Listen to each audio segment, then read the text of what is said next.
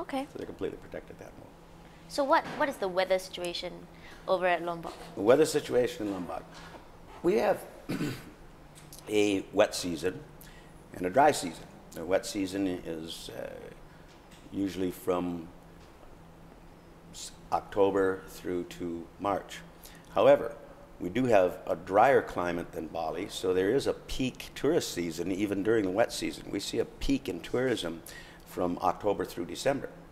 And then, of course, our dry season being May through August, that's another very, very high peak demand season for tourists.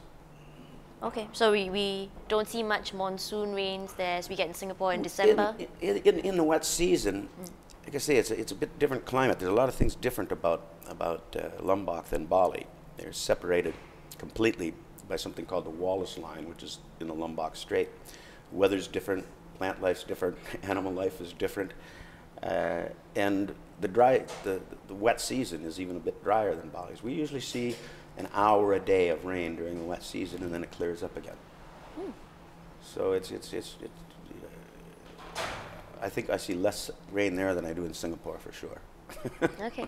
Anything else we should look out for? Maybe, I don't know, earthquakes. You're so near the beach, so I can't help but ask tsunamis.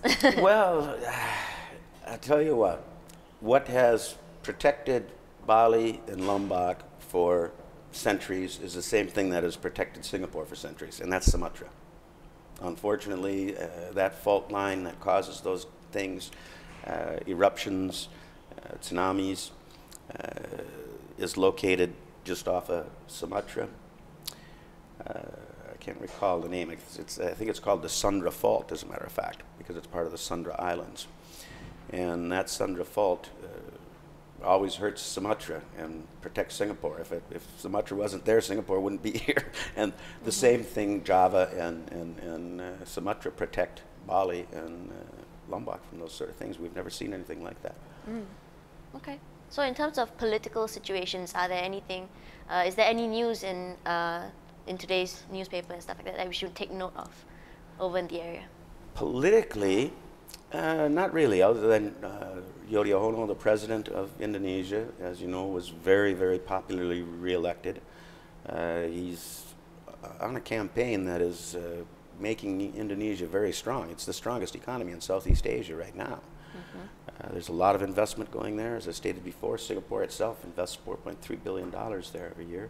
The United States invests there heavily. There's a lot of industries going there. A lot more employment going there, so the people are enriching themselves. But Bali and Lombok will always be dependent on the tourist industry. Right now, Lombok is agricultural and fishing. There's a lot of craftsmen there, and they meet at the markets every day and they trade wares.